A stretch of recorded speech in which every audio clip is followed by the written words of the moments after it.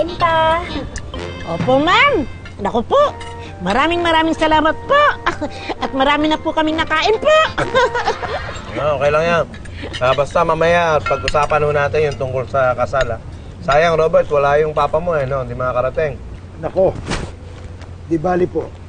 Makikilala rin po namin sila sa ibang pagkakataon. Saka ang mabuti po nakilala ko na pong lubos ang aking manugang na lalaking lalaki pa. Di ba, Robert? Mismo. Dos tayo! Para sa mga ikakasal. Robert and Berta, sana'y dumami ang lahi nyo. Dumami! Tsaka sana yung darating na kasalan, maayos ang lahat. Sana hindi magka-problema! Walang problema! Tay, pwede po ba ako makipag-toast kahit gatas lang inumin ko? Pwede! Cheers! Cheers! Oy! Sino yan? Kagandang bata, Mer Cute! Naalala ko tuloy si Berta. Bata pa yan nung dumating sa bahay nila Miguel. Dumating. Saan ako galing? Lampunan! Doon ka namin kinuha, baby ka pa nun. Ako pa yung nagkikiri sa'yo, nagkakakarga sa'yo. Wala ka? Ibig sabihin, ampun ka? Yes! Sabi ko na nga ba, tama ko. Aber tayo mang kadya. Bira naman, oh. Minsan lang tumama, eh. Oh, talaga! Ay! Ha?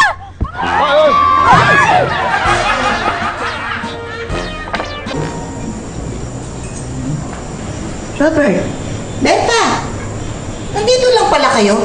Anong ginagawa niyo rito? Nagtanan po kami. Nagtanan.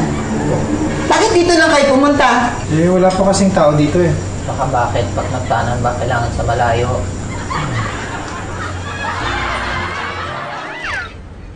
Berta, anak.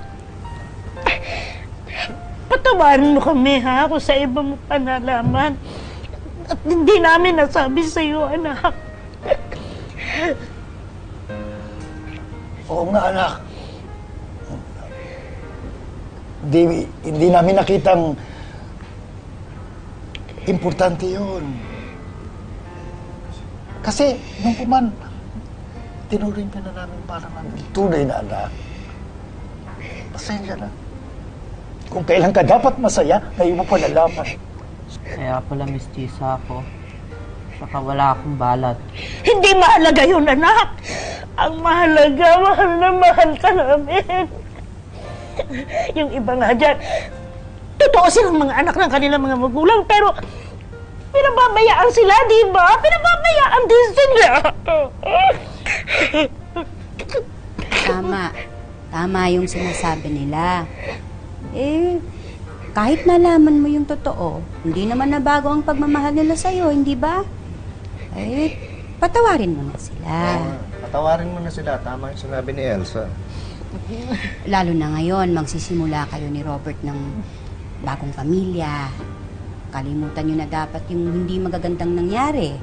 Yung hindi magagandang nakaraan. Hindi maganda yun. Kaya kalimutan nyo na yun.